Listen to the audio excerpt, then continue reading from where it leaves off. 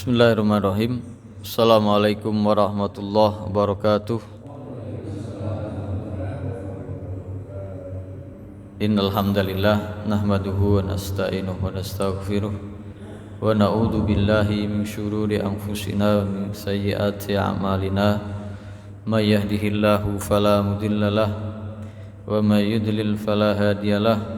Asyhadu an la ilaha illallah wahdahu la syarikalah wa asyhadu anna Muhammadan abduhu wa rasuluh la nabiyya ba'dah.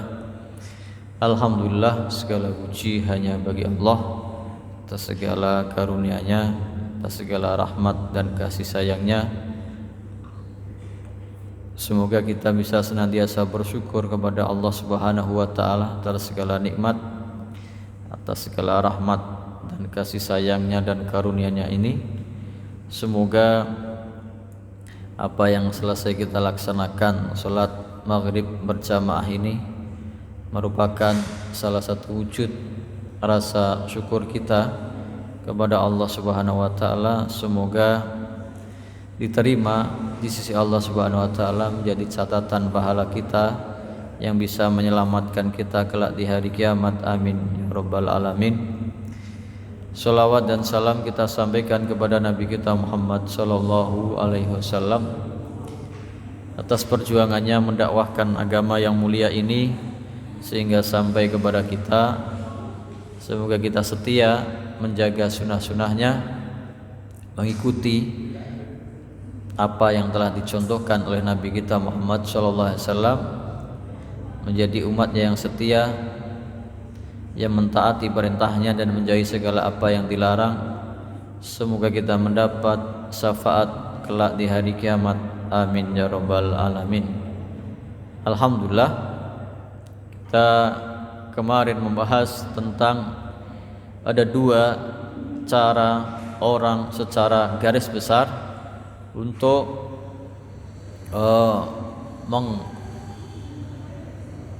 melindungi, membentengi diri daripada kemaksiatan, dari godaan segala perbuatan buruk, kemungkaran. Yang pertama adalah secara fisik, yaitu menjaga pandangan, dan kita sebutkan ada beberapa faedah manfaat dari menjaga pandangan. Yang pertama adalah mengikuti perintah Allah Subhanahu wa taala, karena disebutkan di dalam Al-Quran dalam surat An-Nur bahwa kita dikhususkan, bahkan laki-laki disuruh menjaga pandangannya, demikian juga perempuan disuruh menjaga pandangannya. Qul lil mu'minina yaghuddu min absarihim wa yahfadhu furujahum. Katakanlah kepada orang-orang yang beriman untuk menjaga pandangannya dan menjaga kemaluannya. Demikian juga bagi orang yang beriman perempuan. Wa qul lil mu'minati yaghdudna min absarihinna wa yahfadna furujahunna. Katakanlah kepada perempuan-perempuan yang beriman, hendaknya mereka menjaga pandangan mereka dan menjaga kemaluan mereka. Berarti kita menjaga pandangan kita hanya untuk yang dibolehkan oleh syariat Islam adalah mentaati perintah Allah Subhanahu wa taala. Yang kedua adalah menghindari masuknya pengaruh buruk yang diumpamakan oleh Ibnu Qayyim Al-Jauziyah, yaitu panah iblis yang beracun, yang itu terlintas, yang bisa masuk dari pandangan manusia kepada hal-hal yang diharamkan oleh Allah Subhanahu wa taala. Kemudian yang ketiga, menjaga pandangan itu menjaga hubungan kita dengan Allah Subhanahu wa taala, mendekatkan diri kita, menjadikan manusia ini bisa dekat dengan Allah Subhanahu wa taala, merasa dilindungi. Yang keempat, menjaga pandangan menguatkan hati dan membahagiakannya, sebagaimana kalau kita membebaskan pandangan kepada segala hal, memandang hal-hal yang diharamkan melemahkan hati kita, menjadikan manusia mudah tergoda untuk berbuat maksiat dan kemungkaran. Yang kelima, menjadikan hati manusia dipenuhi dengan cahaya, mendapat cahaya penerangan dari Allah Subhanahu wa taala. Kalau orang itu menjaga pandangannya, hati yang bersinar itu yang akan membimbing pemiliknya untuk mengikuti perintah Allah Subhanahu wa taala, menerima hidayah, menerima petunjuk dari Allah Subhanahu wa taala. Yang keenam, mempunyai firasat yang tepat. Ini berarti orang yang tingkat tinggi, orang yang menjaga pandangan, mentaati perintah Allah, menghindari dari hal-hal yang diharamkan, hanya mengambil yang dihalalkan. Maka dikatakan oleh Imam Ibnu Qayyim, firasatnya sering tepat, sering pas dalam kehidupannya, sehingga dibimbing oleh Allah Subhanahu wa taala. Kalau manusia biasa kan disebut firasat, kalau nabi dan rasul disebut mukjizat. Yang ketujuh, bahwasanya orang yang menjaga pandangannya ini mengokohkan hatinya, menjadikan dia berani untuk mengungkapkan kebenaran, ringan baginya untuk tegak di atas kebenaran, kuat kokoh hatinya menempuh jalan yang digariskan, yang diperintahkan oleh Allah Subhanahu wa taala, walaupun dia menghadapi berbagai ancaman, berbagai gangguan dari orang-orang yang mengajaknya kepada kemungkaran. Kokoh hatinya. Yang kedelapan, orang yang menjaga pandangannya ini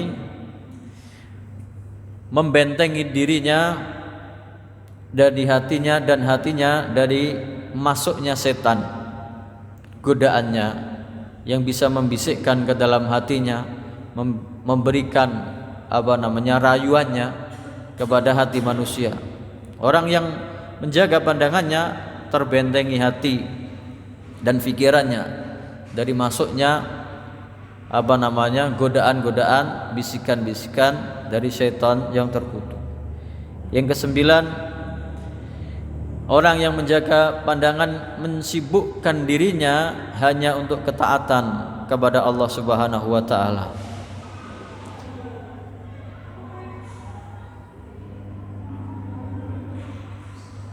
Maka dalam surat Al-Kahfi disebutkan, A'udzubillahi minasyaitonirrajim, wala tuti' man aghfalna qalbahu an dzikrina wattaba'a hawahu wa kana amruhu furuta. Janganlah kalian mengikuti orang-orang yang kami lalaikan hatinya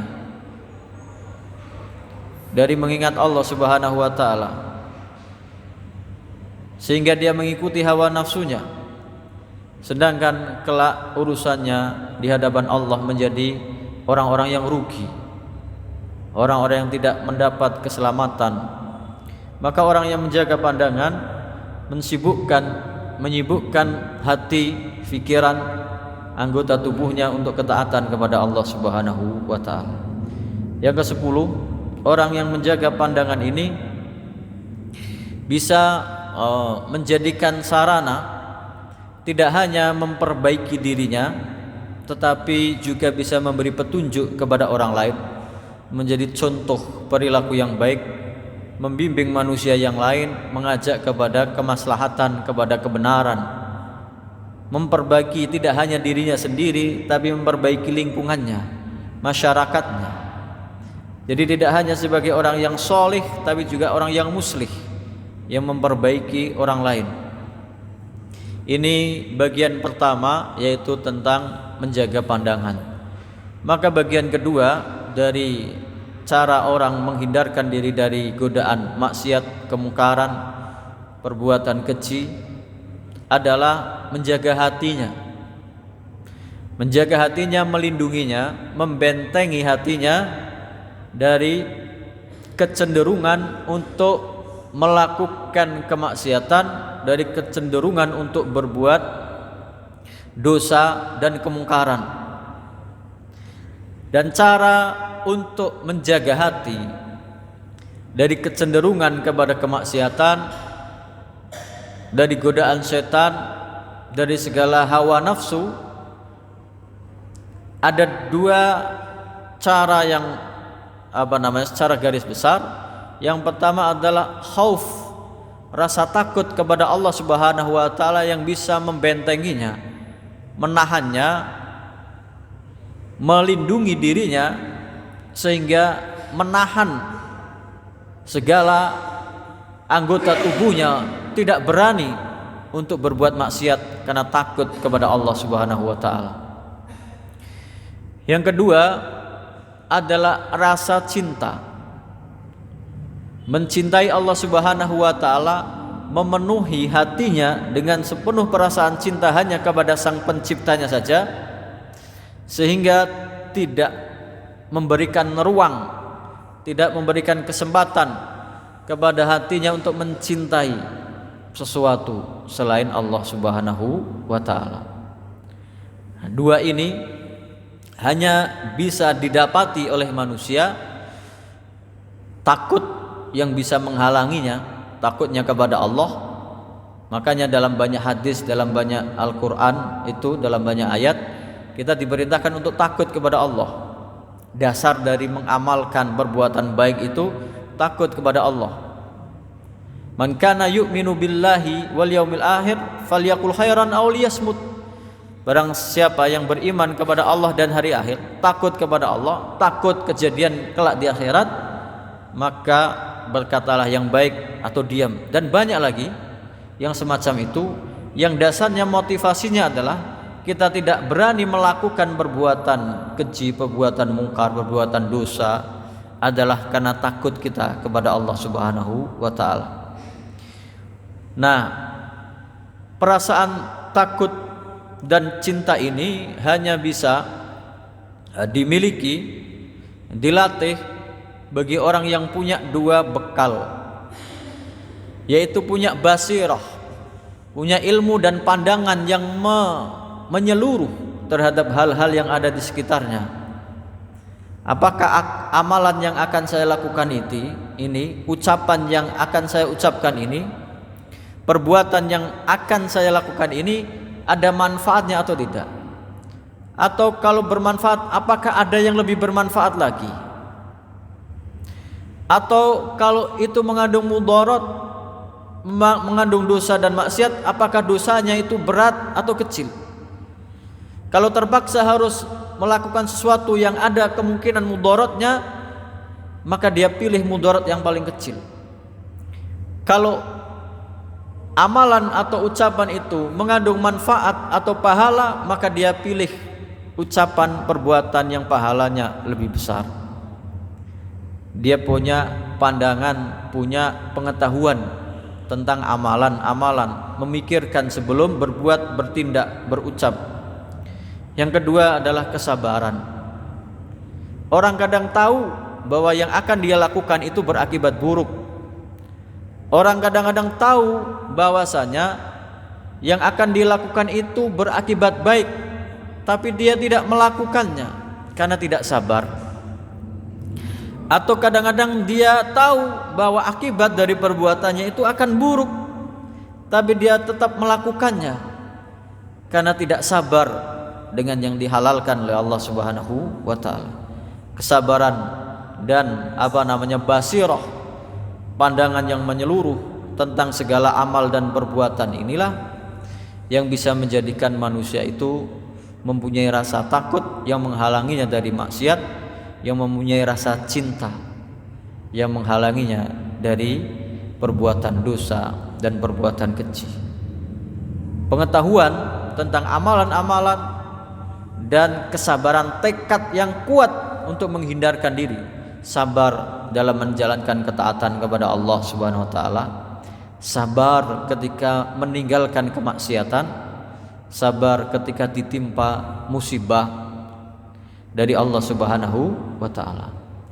Bahkan kita akan bahas satu persatu. Yang pertama adalah tentang rasa takut kepada Allah Subhanahu wa taala.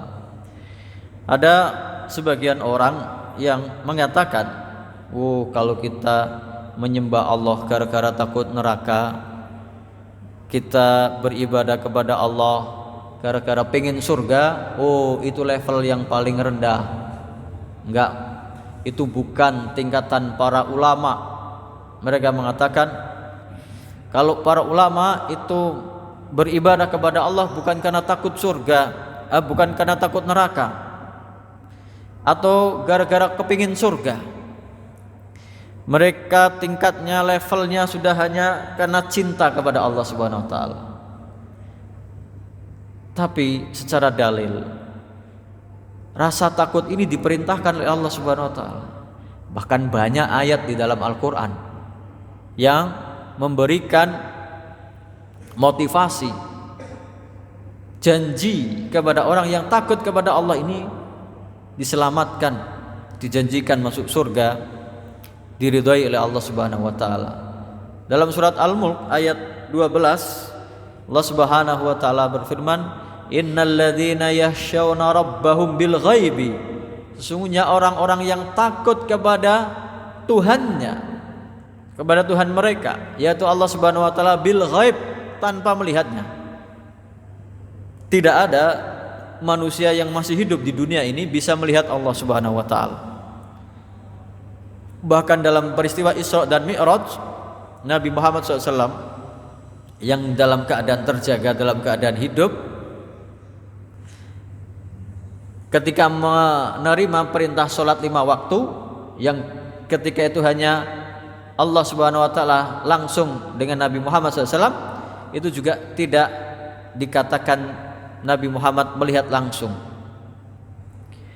Maka tidak ada yang bisa melihat Allah Subhanahu wa taala dalam keadaan terjaga, dalam keadaan hidup di dunia ini. Maka itulah kenikmatan yang tertinggi yang akan didapati seorang beriman kelak di akhirat, melihat zat Allah Subhanahu wa taala. Innal ladzina yakhshawna rabbahum bil ghaibi lahum maghfiratun wa ajrun karim wa ajrun kabir. Innal ladzina yakhshawna rabbahum bil ghaibi lahum maghfiratun wa ajrun kabir. Sesungguhnya orang-orang yang takut kepada Tuhan mereka, kepada Allah Subhanahu wa taala bil ghaib, tanpa bisa melihatnya.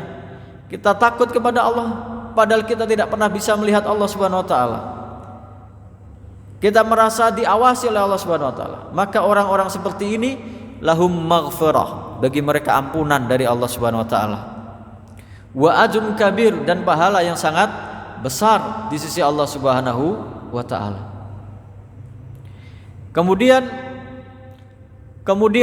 bagi orang-orang yang surga, itu surat Al-Mulk ayat 12. Dalam surat Qaf dari ayat 31, wa uzlifatil jannatu lil muttaqin. Kalau ayat 30-nya, yauma naqulu li jahannama halim talati wa taqulu hal mim mazid. Ketika di hari kiamat dikatakan kepada neraka jahanam, apakah kamu sudah penuh? Neraka itu enggak pernah merasa puas sebagaimana penghuninya tidak akan pernah merasa puas dengan kemaksiatan yang dia lakukan. Ketika neraka ditanya kelak di hari kiamat, apakah kamu sudah penuh? Maka jawabannya apa? Hal mim mazid, apakah masih ada lagi yang mau masuk? Silahkan, sini, diterima. Enggak ada puasnya neraka itu, menyiksa orang-orang yang bermaksiat kepada Allah Subhanahu wa taala. Sedangkan surga, wa uzlifatil jannatu lil muttaqina ghaira ba'id, dan didekatkan surga kepada orang-orang yang bertakwa tidak jauh, didekatkan. Siapa orang-orang yang bertakwa ini, yang berhak masuk surga ini? Dikatakan kepada mereka, hada ma tu'aduna likulli awwabin hafid. Surga ini hanya bagi orang-orang yang dijanjikan likulli awwabin, bagi orang-orang yang senantiasa bertobat kepada Allah Subhanahu wa taala dan menjaga hukum-hukum Allah Subhanahu wa taala. Siapa? Orang yang takut kepada Allah, yang taubat, yang menjaga hukum-hukum Allah, yang taat, yang patuh, yang tunduk man khasyar rahmana bil ghaib, yaitu orang-orang yang takut kepada Allah yang Maha Pengasih, bil ghaib, tanpa dia melihatnya.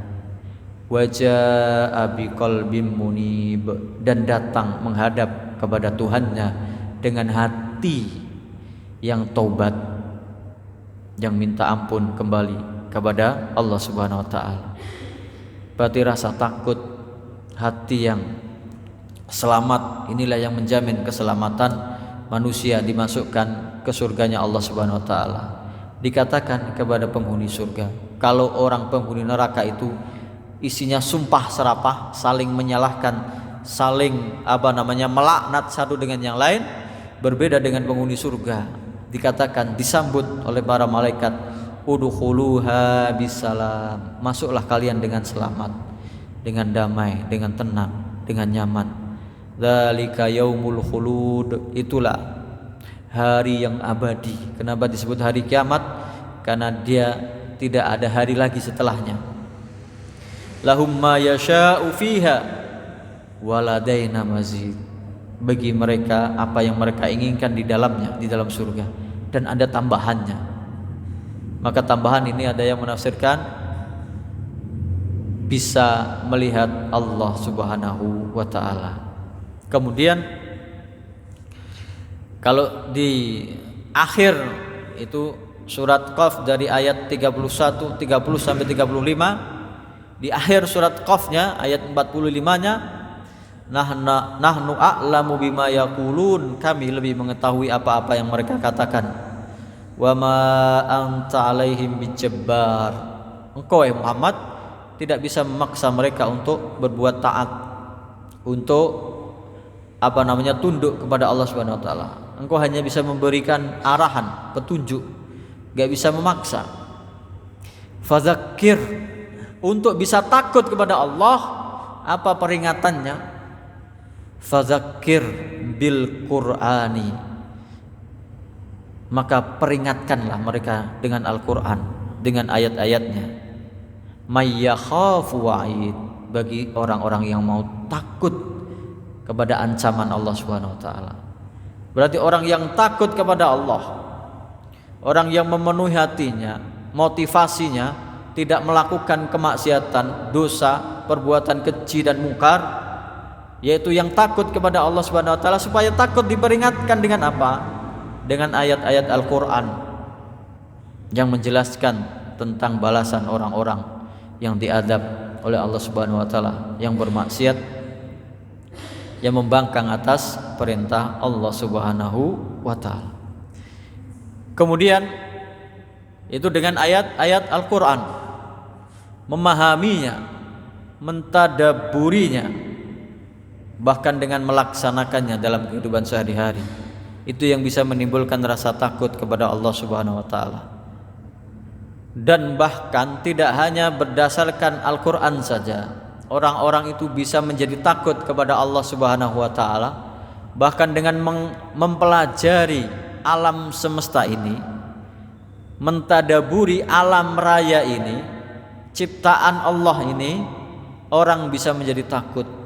Makanya dalam ayat surat Fatir yang di situ disebutkan ayat ke-28-nya, innama yahsyallaha min ibadihil ulama, sesungguhnya yang benar-benar takut kepada Allah Subhanahu wa taala dari para hamba-hambanya adalah para ulama.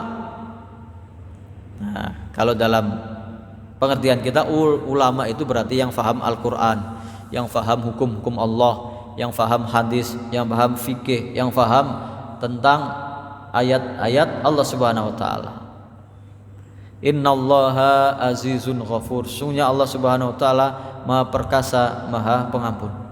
Tapi ayat ini, innama yahsyallaha min ibadihil ulama, itu awal-awalnya atau pendahuluannya adalah tentang orang-orang yang mentadaburi tanda-tanda kekuasaan Allah dalam alam semesta.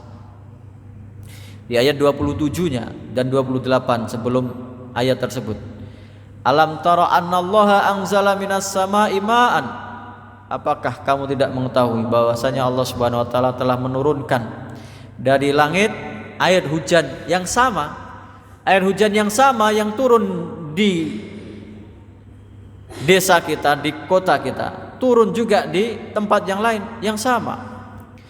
Air hujan yang sama ini menimpa tanah ini, bumi ini, fa akhrajna bihi thamaratin mukhtalifan alwanuha, maka dari satu dan dari tetesan hujan yang sama ini, airnya sama ini, tumbuh-tumbuhan, buah-buahan yang beraneka warna. Kekuasaan Allah Subhanahu wa taala. Maka orang yang mempelajari ilmu biologi, ilmu tumbuh-tumbuhan, ilmu tanam-tanaman, mendetail, merinci bagaimana proses terjadinya penyerbukan, pembuahan sampai tumbuh menjadi tumbuhan yang sempurna, akan memahami betapa besar kekuasaan Allah Subhanahu wa taala. Tidak mungkin semuanya itu terjadi dengan kebetulan, otomatis, tidak sengaja. Tidak mungkin. Wa minal jibali judadun bidu wa khumrun mukhtalifun alwanuha wa gharabi busud. Begitu juga gunung-gunung, ada yang bergaris-garis putih, bergaris-garis merah, beraneka warna, dan ada yang hitam kelam, tanda-tanda kekuasaan Allah Subhanahu wa taala. Wa minan nasi wad dawabi, dan di antara manusia kulitnya macam-macam, wad dawab, binatang ternak, wal an'am, binatang melata, binatang ternak, mukhtalifun alwanuha kadzalik, begitu juga aneka warna. Nah, baru ayatnya innama yakhsyallaha min ibadihil ulama. Sesungguhnya yang takut kepada Allah, semakin dia memahami tanda-tanda alam semesta ini, dia akan semakin takut kepada Sang Penciptanya, menyadari betapa kecilnya, betapa lemahnya manusia ini. Kalau dalam ayat yang lain, du'ufat talibu wal matlub, orang yang menyembah berhala itu sama-sama lemah, karena dia tidak bisa menciptakan seekor lalat pun. Manusia nggak ada yang bisa menciptakan seekor lalat. Kalaupun ada seekor lalat hinggap di badannya, mengambil sesuatu darinya, dia tidak bisa mengambil kembali. Sama-sama lemah. Maka memiliki rasa takut kepada Allah Subhanahu wa taala diajari dengan memahami ayat-ayat Allah dalam alam semesta, ayat-ayat kauniyah, ciptaan Allah, berikut bintang-bintang, tanaman, tumbuh-tumbuhan, gunung, lautan, bahkan dalam penciptaan manusia, penciptaan binatang. Nah, ayatnya yang ke-29 dan 30 menyebut tentang ayat-ayat Al-Quran. Berarti orang itu menjadi ulama dunia yang mengetahui alam semesta, ilmu umum, ilmu biologi, ilmu astronomi, ilmu fisika, ilmu matematika, ilmu kedokteran, itu disebut ulama. Kalau dia memahami dengan baik, jujur dengan ilmunya, maka dia akan memiliki rasa takut kepada Allah Subhanahu wa taala. Nah, ayat berikutnya 29 dan 30 adalah ayat-ayat secara agama, syariat. Innal ladzina yatluna kitaballah wa aqamus shalah wa anfaqu mimma razaqnahum sirran wa alaniyatan yarjuna tijaratan lan tabur. Sesungguhnya orang-orang yang membaca kitabullah, ayat-ayat Allah, Al-Quran, mempelajarinya, membacanya, kemudian mengamalkannya, wa aqamus shalah, dan mendirikan sholat, tidak hanya sebagai pelajaran tapi diamalkan. Wa anfaqu mimma razaqnahum sirran wa alaniyah, dan menafkahkan dari rizkinya, dari apa-apa yang kami rizkikan kepada mereka, sirran, sembunyi-sembunyi, dan terang-terangan, alaniyah. Apa yang mereka harapkan? Karena takutnya, motivasinya takut kepada Allah, yarjuna tijaratan lan tabur. Mereka hanya mengharapkan perdagangan yang tidak akan rugi dengan Allah Subhanahu wa taala. Maka apa pahalanya, janjinya? Orang-orang yang takut kepada Allah, mengamalkan, mempelajari Al-Quran, mengamalkannya, liyuwaffiyahum ujurahum wa yazidahum min fadlih. Allah Subhanahu wa taala akan membalas dengan sempurna pahala mereka dan ditambah dengan karunia-Nya. Apa tambahannya itu? Ada yang menafsirkan bisa memberi syafaat bagi keluarganya. Innahu ghafurun syakur. Sesungguhnya Allah Subhanahu wa taala Maha Pengampun, Maha Bersyukur. Dan banyak lagi. Begitu juga kita diperintahkan untuk beribadah, meminta, berdoa kepada Allah dengan rasa merendahkan diri dan takut. Ud'u rabbakum tadarru'a wa khufyah. Mintalah, berdoalah kepada Tuhan kalian dengan penuh ketundukan dan rasa takut. Berarti takut itu sangat dianjurkan. Takutnya kepada Allah Subhanahu wa taala. Innahu la yuhibbul mu'tadin. Sesungguhnya Allah Subhanahu wa taala tidak menyukai orang-orang yang melampaui batas. Lalu dalam surat Ar-Rahman, waliman khafa maqama rabbih jannatan. Bagi orang yang takut kedudukan Tuhannya yang Maha Pengasih, baginya bukan 1, 2 surga. Baginya 2 surga. Inilah orang-orang yang mau mengisi hatinya dengan rasa takut kepada Allah Subhanahu wa taala. Kalau dalam surat An-Nazi'at, wa amma man khafa maqama rabbih wa nahan nafsa 'anil hawa. Dan orang-orang yang takut dengan kedudukan Tuhannya dan menahan dirinya untuk tidak mengikuti hawa nafsunya, fa innal jannata hiyal ma'wa. Maka baginya adalah surga tempat tinggalnya. Itulah keutamaan orang-orang yang takut kepada Allah Subhanahu wa taala. Kemudian yang kita bahas berikutnya adalah rasa cinta kepada Allah Subhanahu wa taala. Kalau orang ingin mempunyai rasa takut dan cinta itu tadi, harus punya rasa sabar, tekad yang kuat, dan pengetahuan tentang hukum-hukum Allah Subhanahu wa taala. Makanya syarat menjadi pemimpin yang bisa mengajak manusia kepada ketaatan kepada Allah Subhanahu wa taala adalah orang yang sabar dan orang yang yakin hatinya kepada Allah Subhanahu wa taala. Dalam surat As-Sajdah ayat 24, wa ja'alna minhum a'immatan yahduna bi amrina lamma sabaru wa kanu bi ayatina yuqinun. Dan kami jadikan di antara mereka a'immah, para pemimpin dalam bidang agama, pemimpin dalam ketaatan kepada Allah Subhanahu wa taala. Yahduna bi amrina, mereka bisa memberi petunjuk, mengajak manusia untuk taat kepada Allah Subhanahu wa taala atas perintah kami.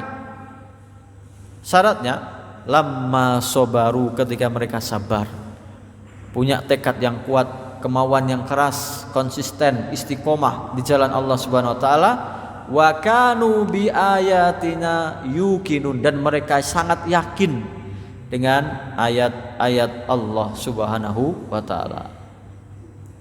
Orang yang berilmu ini, orang yang mempunyai ilmu sehingga mempunyai rasa takut kepada Allah Subhanahu wa taala, yang punya rasa kesabaran ini, punya keyakinan yang kuat ini, yang bisa memberi petunjuk kepada manusia yang lain.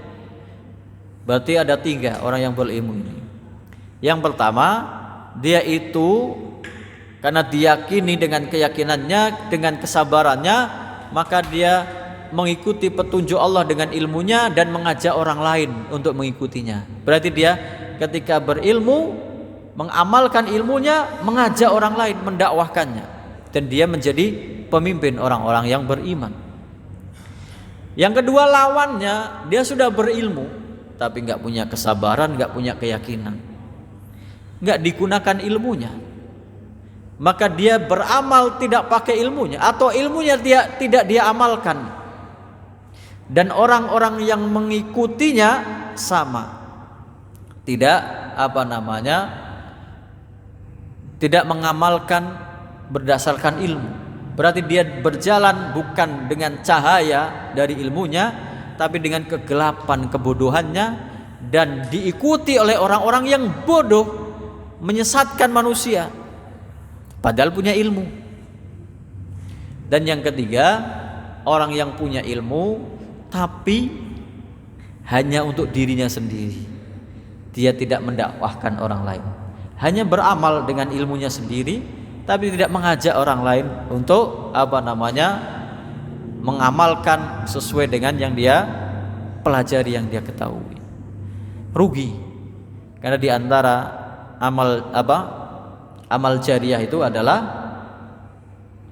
sedekah jariah, membangun masjid, membangun pesantren dan lain sebagainya, anak yang mendoakan kedua orang tuanya, dan ilmu yang bermanfaat, yang walaupun orang yang mengamalkannya tadi sudah meninggal, pahalanya masih mengalir. Rugi kalau orang mengamalkan ilmu hanya untuk dirinya sendiri, kemudian tidak mengajak orang lain untuk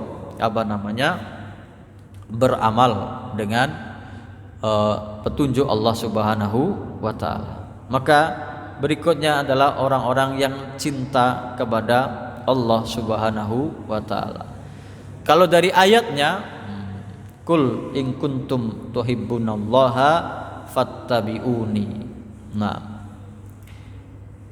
dalam surat Ali Imran ayat 31, Qul in kuntum tuhibbunallaha fattabi'uni yuhibbukumullahu wa yaghfir lakum dzunubakum wallahu ghafurur rahim.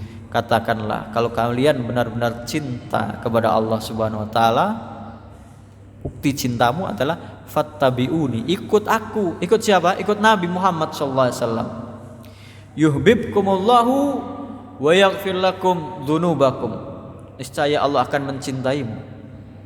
Allah menjadikanmu dicintai, dan Allah akan mengampuni dosa-dosa kalian. Wallahu ghafurur rahim, dan Allah Subhanahu wa taala Maha Pengampun, Maha Penyayang. Standarnya, prosedurnya orang yang mengaku cinta kepada Allah adalah tolak ukurnya Nabi kita Muhammad sallallahu alaihi wasallam.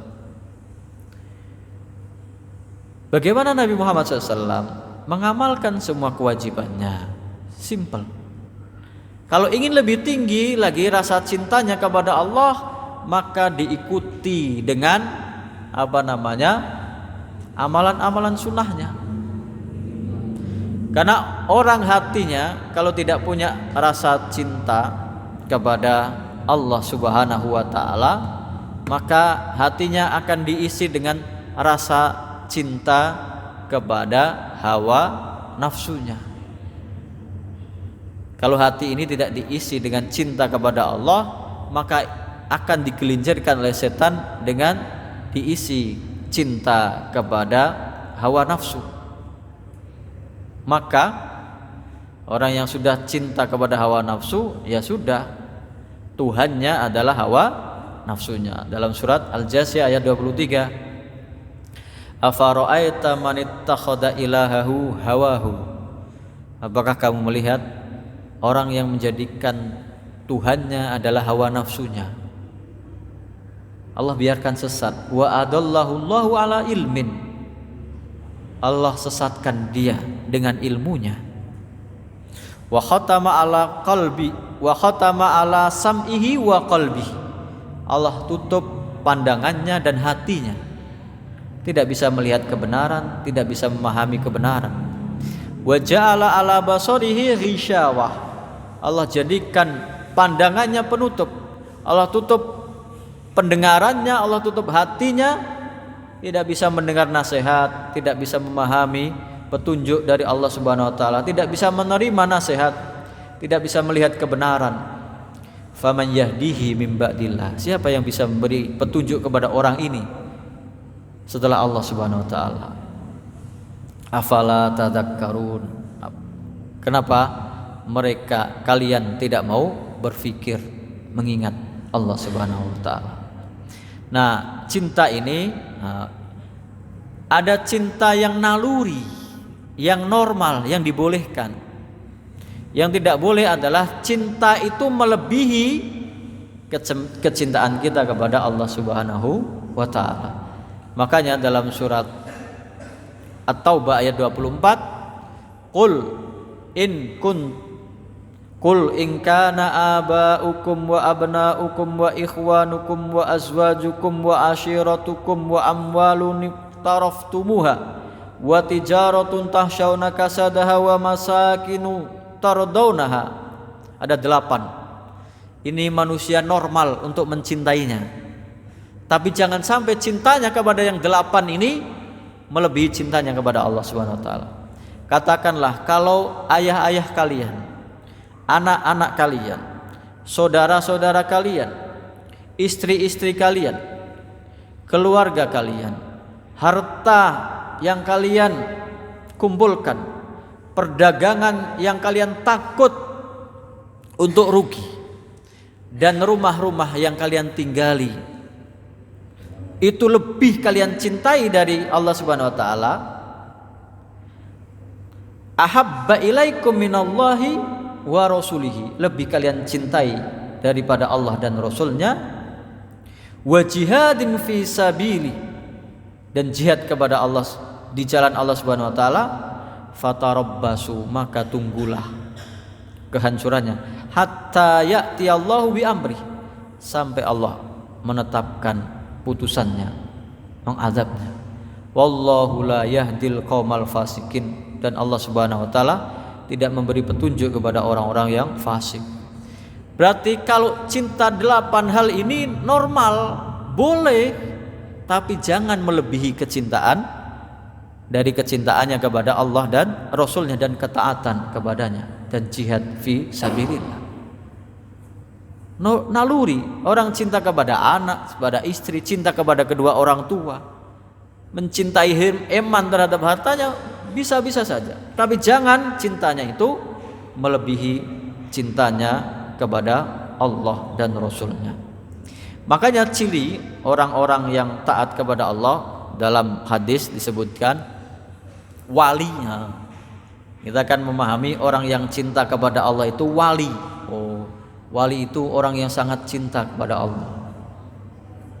Maka Allah ini dalam hadis qudsi, Allah Subhanahu wa taala berfirman, innallaha ta'ala qala, waduh habis. Insyaallah kita lanjutkan pembahasannya di pembahasannya akan datang. Wallahu taala a'lam. Kita tutup dengan doa kafatul majlis. Subhanakallahumma bihamdika asyhadu an la ilaha illa anta astaghfiruka wa atubu ilaik. Assalamualaikum warahmatullahi wabarakatuh.